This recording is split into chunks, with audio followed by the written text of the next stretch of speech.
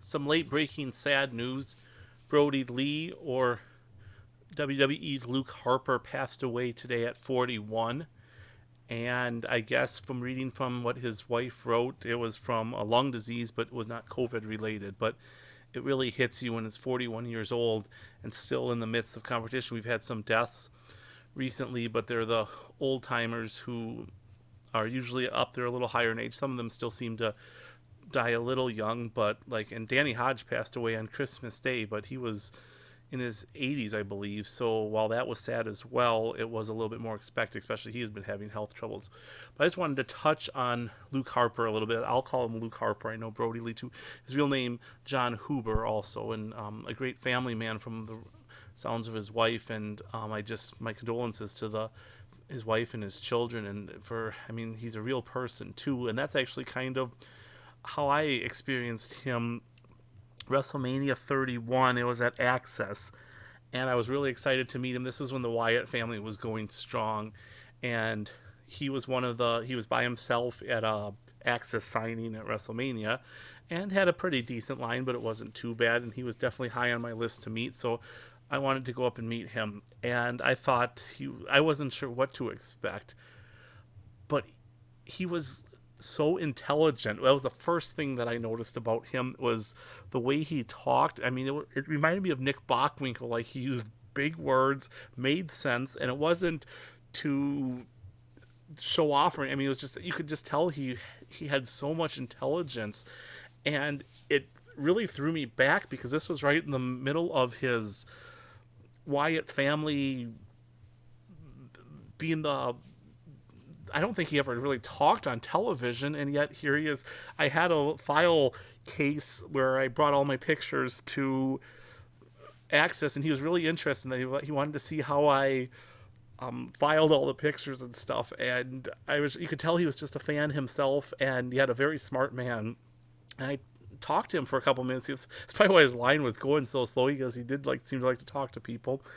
And I just found him very pleasant and very intelligent. I mean, I just remember leaving. I think I was doing a blog back then. I didn't quite have the YouTube channel up yet, but at the blog I just said that he is intelligent, and it was really scary because he does so well on television, playing someone who's more like a monster and who doesn't talk and stuff like that. So became even a bigger fan, really appreciated him at WrestleMania. And yeah, so he really wasn't staying in character for the Access show, but he was very nice, and it was great to get to meet him. In Access, you get about, I think, even a little bit more than 50% of the heels, especially, don't stay in character. They talk to you, and I mean, that's what they're there for.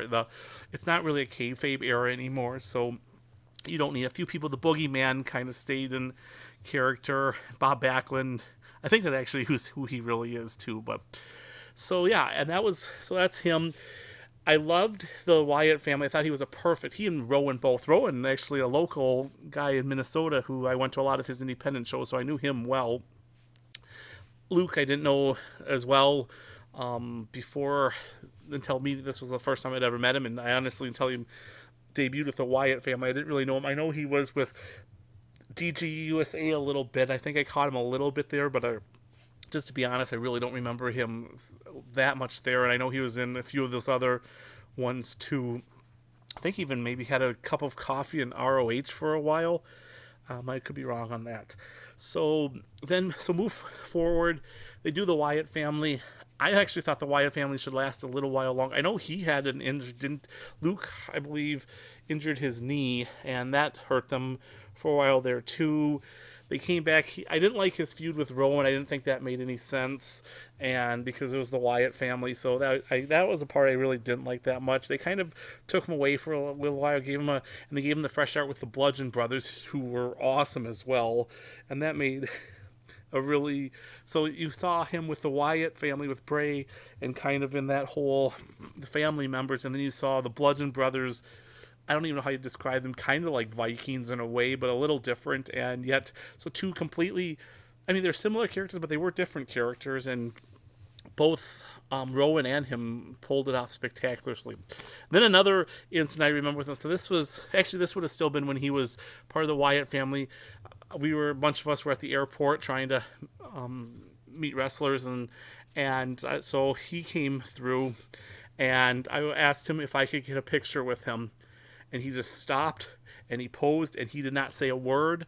I said thank you. He did not say a word. He stayed in character the whole time, and yet his body language was like he was accepting, he was being fan friendly, but at the same time he stayed in character the entire time, and I thought that was pretty neat. So there you had kind of keeping the kayfabe alive, but yet still very fan friendly. So that's always what I remembered about him. I'm so glad I got a chance to talk to him for a little while, because I really got to.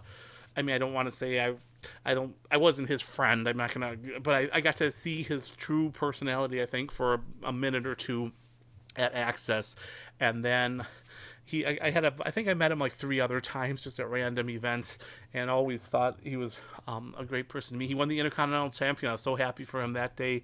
And I know he had some other really cool things as well. He was in the Royal Rumble a couple times. I think one time he eliminated at least a couple people.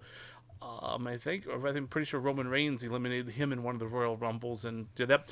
Then he makes a surprise in All Elite Wrestling. Brodie Lee becomes the TNT champion, and he was in the pay-per-view with Moxley too. That would have been Double or Nothing, and so he was getting a push there. He great person to get a push, and he had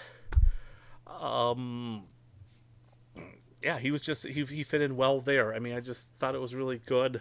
I guess I don't think he's been on AOE for a few weeks now, and that's probably we were having, if he had some lung issues or something, that was just really sad. And so it's a sad day for the wrestling world, but I'm glad that I got a chance to know him. He seemed like a great guy, and on top of that, seemed like a great family man. I really respect him for that. If a father and a husband, you forget these people are people too, and I'm just so happy that at least he was such a good father and husband. So, thank you for everything, Luke Harper, Brodie Lee, Jon Huber.